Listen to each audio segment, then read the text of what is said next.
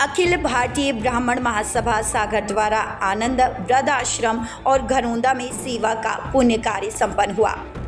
अपने समाज के बुजुर्ग जनों और दिव्यांग भाई बहनों के लिए प्रेम पूर्वक भोजन का आयोजन किया गया। यह सिर्फ भोजन नहीं था, बल्कि उनके चेहरों पर मुस्कान और दिलों में अपनापन भरने की एक कोशिश थी। बुजुर्गों ने हमें अपने अनुभवों की अमूल्य बातें सुनाई।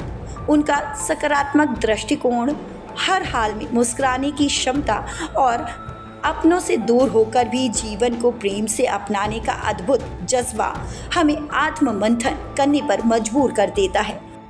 आप कब से यहाँ रह रहे हो? हम यहाँ है सन 12 में आए थे। सन 12 में आए थे, सन 25 में और ग्राम बतारी और तहसील खुदाई और थाना कल्ला था, कोर्ट कल्ला था और नहीं वीरन सिंह और देवी सिंह हमारे दूसरे माँ के लड़का है और हमें कोई छोड़ने नहीं आए। हम कलेक्टर के आए थे, सोलंकी मैडम ने हमें सब पहुँचा दिया। सुरक्षित से रहे, हमें कुछ कर में नहीं आया और हम अपने ले रहे परेशानी से ले रहे घर आज मत जाते। यहाँ पे अच्छे से रह रहे हैं? यहाँ से अच्छे से रह रहे हैं और जा के पीती हमें जाती 12 एकड़ खेती है, 1/2 देने में पूरी जोत रहा है। हमें कुछ नहीं, हमें तुम्हारा पोषण को कागज लगा दो, अब देवे सो ले देवे। आप कब से यहाँ रह रहे हैं? हम यहाँ 7 साल से। अच्छा, और यहीं के हो आप? यहाँ सागर के महाबुद्ध के पास। तो आपके कितने बच्चे हैं? हमारा एक लड़का है। वो कहाँ है? घर पर है। तो वो आपको यहाँ छोड़ गए? जी। क्यों? आते जाते हैं। नहीं तो आपको यहाँ क्यों छोड़ गए? उनकी नाती पोता हम 2 बच्चे हैं, मतलब खुद ही समस्या नहीं सुना तो हमारे लिए क्या संभाल लेंगे। वहीं दिव्यांग भाई बहनों ने हमें सिखाया कि सच्ची शक्ति तो स्नेह और सहयोग में है। उनके साथ समय बिताने के बाद एक अद्भुत अनुभूति हुई कि इनमें जो अडिग साहस, अनमोल धैर्य और अविचल आत्मविश्वास है, वह हर सम्मानीय व्यक्ति के लिए प्रेरणा से कम नहीं। हमारा विश्वास है कि सेवा का यह छोटा सा प्रयास समाज में एक सकारात्मक बदलाव की शुरुआत बनेगा। इससे बड़ा धर्म और क्या हो सकता है कि हम अपने छोटे छोटे प्रयासों से किसी के चेहरे पर खुशी की एक झलक ला सके। आइए जानते हैं कि अखिल भारतीय ब्राह्मण महासभा की अध्यक्ष ने क्या कहा। आज किस प्रकार का कार्यक्रम में यहाँ पर आयोजित किया गया?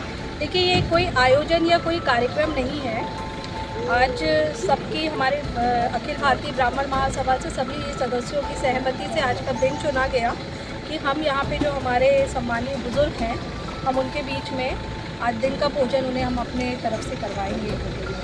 कुछ हमारी महिलाएं, कुछ बहनें तो बहुत भावुक भी हो गई और एक कहीं ना कहीं ये है भी एक दिल को छूने वाली बात, जो कि हम ऐसे देश में रहते हैं जहाँ संस्कृति है, जहाँ माता पिता को भगवान का रूप कहा जाता है और फिर जब ऐसे भगवान के रूप को हम वृद्धाश्रम छोड़ जाते हैं, हमारे देश भर में इतने वृद्धाश्रम हैं, तो ये कहीं ना कहीं हमारे लिए सोचने की बात है कि हम किस तरीके के संस्कारों को पालन कर रहे हैं और अपने आने वाले बच्चों को, अपनी आने वाली पीढ़ियों को, जनरेशन को हम क्या सीख दे रहे हैं। क्योंकि ये समय कभी ना कभी, इस उम्र को कभी ना कभी सभी को देखना पड़ता है। तो मेरा यही कहना है कि कुछ भी हो, जैसे भी आप स्तर में रह रहे हैं, अपने माता पिता को अपने साथ रखिए।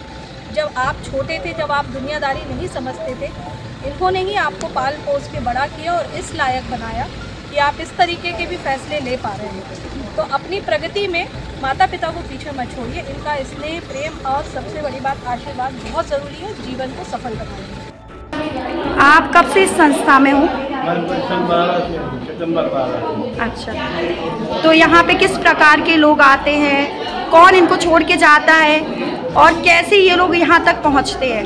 यहाँ पर वो लोग आदमी की आर्थिक स्थिति ठीक नहीं है, किसी के बच्चों ने छोड़ दिया, किसी को अपनी इच्छा से या इनका स्वभाव बच्चे जैसा हो जाता है। जैसा कि हमने सुना कि यहाँ पे कलेक्टर के आदेश पर भी यहाँ पर आते हैं, तो कलेक्टर के आदेश पर भी आए हैं यहाँ पर? यहाँ पर जो जहाँ का होता है वो अपने पार्षद से, गाँव का जो सचिव सरपंच से और आप लेटर पेड पे लिखवा के मंगलवार को जन सुनवाई में कलेक्टर महोदय के यहाँ जाती है, फिर कलेक्टर महोदय आश्रम में। ये जो वृद्धा आश्रम है किस नाम से और किस रोड पर है? ये आनंद वृद्ध आश्रम राजघाट रोड पर नवीन बस स्टैंड के पास में है। आपका शुभ नाम? देवेंद्र।